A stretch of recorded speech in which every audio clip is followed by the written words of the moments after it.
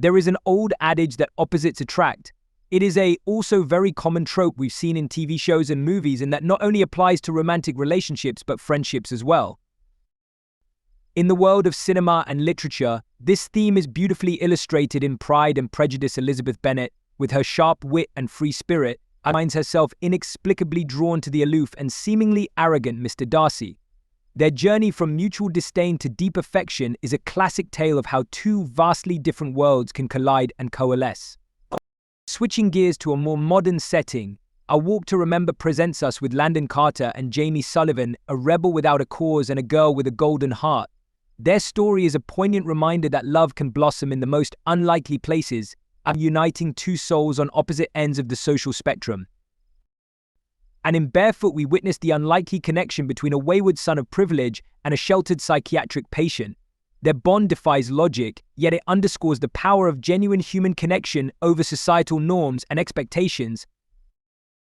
This trope does make for a great story arc: two people from completely different backgrounds overcoming the odds to coexist, and to a more romantic extreme, live happily ever after. However, what's the reality? What does the data suggest? What does the science of attraction say? In a new study where they analyzed of more than 130 traits and including millions of couples over more than a century, they found that for between 82% and 89% of traits, analyzed partners were more likely to be similar. These traits range from political leanings to age of first kiss to various habits. So opposites don't actually attract. There were only about 3% of the traits where people tend to prefer a partner who is different than them.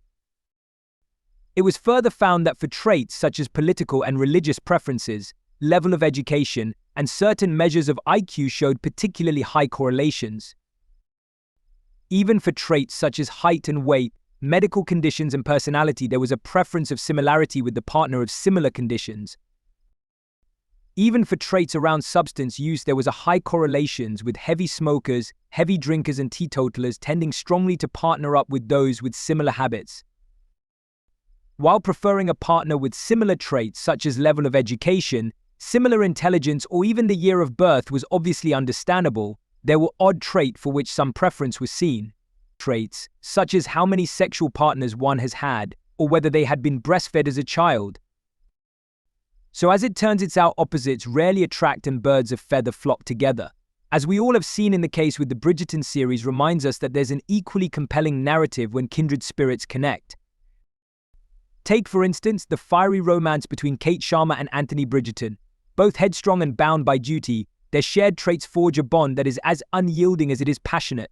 Their love story, much like that of Queen Charlotte and King George III, but shows us that understanding and empathy often flourish in the soil of common ground. In a world where differences can divide, the Bridgerton universe celebrates the beauty of similarities uniting. It's a heartwarming reminder that sometimes looking into a mirror of our own soul can lead to the deepest of connections. So whether it's the spark of contrast or the comfort of similarity, love's mysterious ways continue to enchant us.